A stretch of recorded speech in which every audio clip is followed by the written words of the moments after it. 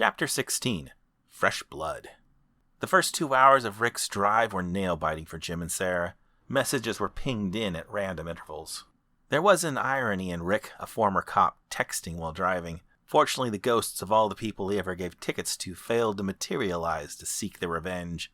While Jim and Sarah lacked a live video feed of what Rick was up to, he commented that a lot of the scumbags he encountered were quite amused at the virtual monkey making their deliveries.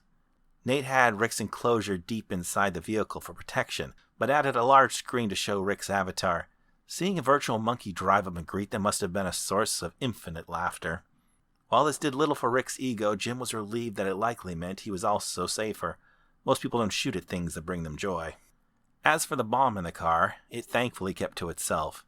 Rick texted back 90 minutes in that he was rear-ended and thought for a second the bomb had gone off.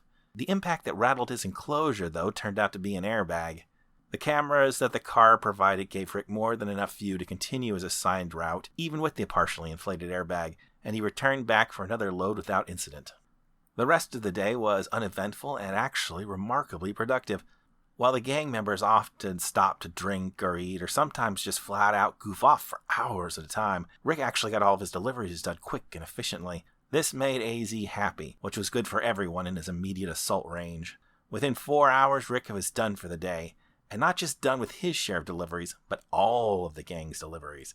They simply ran out of things for him to do. One might expect this level of efficiency to threaten some of the gang members, but everyone seemed to be in high spirits. Either they were too dumb to see they could easily be replaced, or simply too lazy to care in the slightest. All they seemed to care about was that Frankie wasn't cracking their heads for failing their duties. What was concerning was that Rick wasn't united with Jim and Sarah after the day's driving concluded. AZ had Nate store Rick's neural enclosure in a garage unit a short distance from the ship. They still communicated covertly through their virtual cell phones, but neither Jim nor Sarah were happy with the new arrangement. AZ was clearly separating them. And they needed to talk as things were getting infinitely more complicated. AZ's gang had managed to excavate a whole new level of the destroyed New U building, and it was full of undamaged neural encasements. "How many?" texted Jim to Nate. Sarah and Rick were undoubtedly watching the text conversation closely. After a few minutes, a text message popped up. 129. Sarah must have nearly fallen down as she audibly gasped. The sound filled the otherwise quiet small room Jim and Sarah's enclosures were in. Jim could hear her perfectly on his floating screen, which otherwise showed nothing but the darkened wall on the other side of the cabin. AZ had taken to having the cabin locked up that stored Jim and Sarah whenever Nate wasn't around. Other than the voices and the terrible music of the other gang members that neighbored their cabin, there was little they could hear of the outside world most of the day. Perhaps this had something to do with Jim's attempt to irritate AZ. Jim, too, was taken back by the shocking news. He could only imagine what Rick was thinking. 129 surviving people. How are they going to rescue them all? And the biggest question, what should they tell them? As if Rick had read Jim's mind, a message appeared from him that said, "Tell them nothing." A moment later, this was followed by another message from Sarah that very succinctly said, "Unacceptable." Jim could understand both views. He wasn't too sure Rick himself hadn't blabbed something important to AZ. Jim never had to worry about Sarah. She was very good at considering her words. That kick to the brain she had received from AZ reinforced the life-and-death stakes of saying the wrong thing at the wrong time. But 129 people was about 128 people more than Jim wanted to share their secret plans with. "Cleaning case fluids now. First 20 will be ready for revival in 12 hours, texted Nate. "Loose lips sink ships," texted Rick. His text message was followed 1 second later by Sarah's own, "They deserve to know." Wonderful, thought Jim. He was a swing vote. Sarah was right. It would be cruel to say nothing at all. But the odds that AZ would find at least one head boy to rat on everyone else was 100%. There was no doubt he would talk to every single one until he found one person so terrified, so unscrupulous, or maybe even both, who would tell AZ every single thing the group said in private. In fact, Jim was certain AZ would enjoy smoking out some rats. They had to stay one step ahead of that psycho at all costs, and that cost would be the thin remaining threads of Jim's self-respect. To play the long game, he had to side with Rick. "We have to be careful, Sarah, not only for our sake, but for theirs," texted Jim. An audible grumble came from Sarah's side of the table. After a few minutes, a text message appeared from Sarah that said, "Find a better way." Neither Rick nor Jim had any immediate response for that. The long pause that followed was finally broken by a message from Nate that said, "You have 12 hours." Many messages were sent back and forth that night. The next day, Jim and Sarah were hauled out of their cabin by Nate and the tubby Dave Z. Again, Jim got to see an up-close view of the short man's blue vest, abundant chest hair, and numerous tattoos. While they couldn't see the inside of the ship, Jim could hear the sounds of numerous gang members goofing off. It seemed that many more gang members were finding themselves with free time.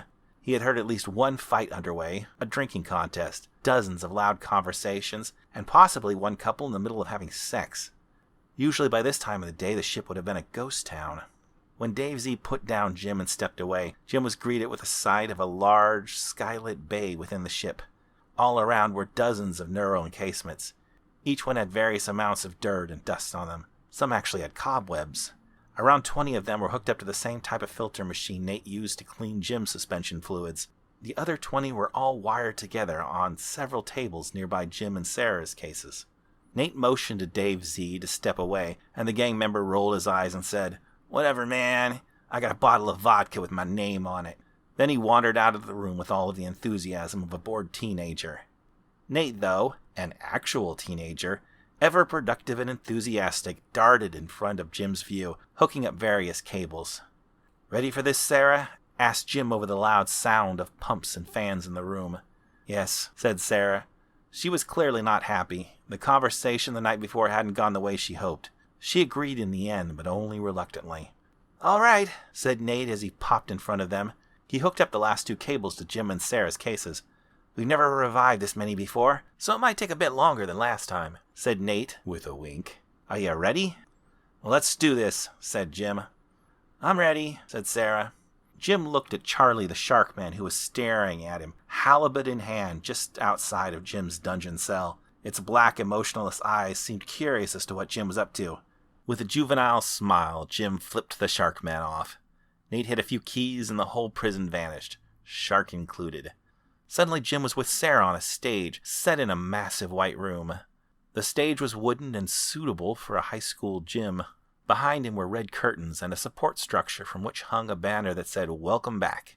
The whole thing seemed tacky, considering the circumstances, but it was the only data file Nate had access to at the stage.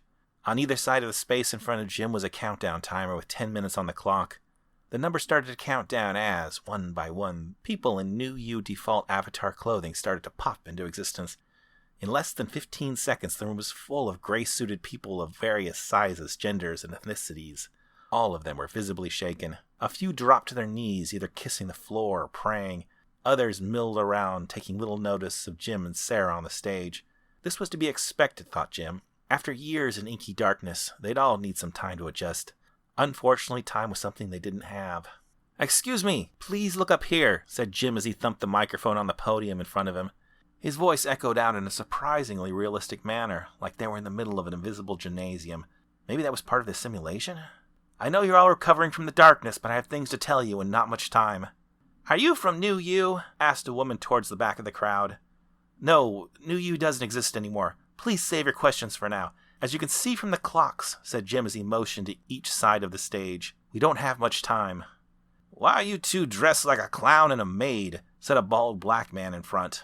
"Please, people, you have to listen," said Jim. It was just like that presentation in Tucson in 31, all over again. Worst conference of his career. Jim could only imagine how much better Rick would do giving this speech. Jim and Sarah were hoping to have Rick do so, with his years of crowd control experience. But when Nate asked AZ, he was flatly turned down. AZ wanted his J-Star on it. The crowd's murmurs were quickly growing in volume. Maybe Jim should have asked Nate for a gun to fire off. Panic was quickly setting in on Jim's mind. The ticking clocks and growing voices felt like they were crushing the life out of him. "Shut up and pay attention!" shouted Sarah. Suddenly the room fell silent. She nodded at Jim to continue. Jim learned recently Sarah used to teach some high school art classes back when she still had a body. Her ability to subdue a crowd was impressive. "I'm sorry to say, but the society we used to know is gone. New U was destroyed a long time ago, and we were all left to die. We have been given a second chance at life, but are now in the clutches of a crime syndicate who intends to use us as slaves," said Jim with a heavy heart. The crowd exploded in dissenting voices. This was to be expected. Mere moments after being freed from the nightmare of darkness, they were immediately plunged in the nightmare of bondage. "I ain't nobody's damn slave," said a Latino man towards the right. "I want to talk to your manager immediately," said a young-looking blonde with a voice that completely betrayed her age. Sarah lunged towards the podium, grabbed the mic, and shouted, "Shut up and listen! Your lives depend on it!" Immediately, the crowd was silent again. She stepped back and motioned Jim to continue. "I know you've only escaped one nightmare to be thrust into another, but it's very important to keep your cool and cooperate with the gang. We have time on our side. We will get through this. Don't give up hope, but I beg you, please be patient. Humor them. Do not give them any reason to get upset," said Jim as he struggled to make eye contact with each and every one there. They had to know he was serious. Their lives depended on it. The crowd began to murmur, but quietly. Finally, a tall, pale man in the back said, "Do you have a plan for our escape?" Everyone quieted down and looked at Jim. "Anything we discuss here might be listened in on," said Jim as carefully as he could. But then Sarah rushed up to the microphone. "Yes," she defiantly said. Jim glared at her and she glared back.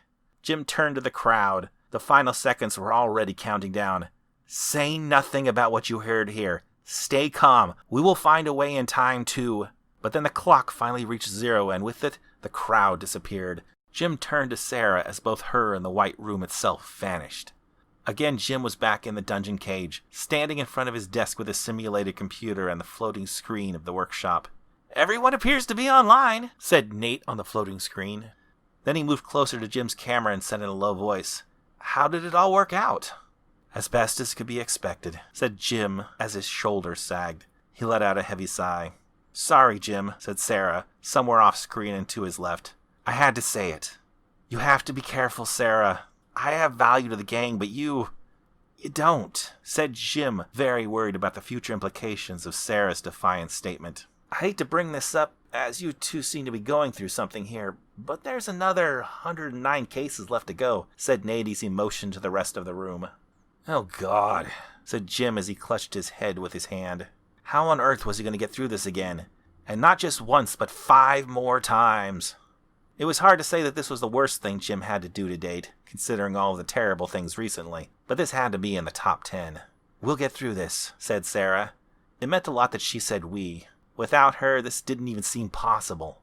And she was right. They were going to get through this, because they had to. Jim let out a long breath, steadied himself, and said to Nate, "Okay, let's do this again."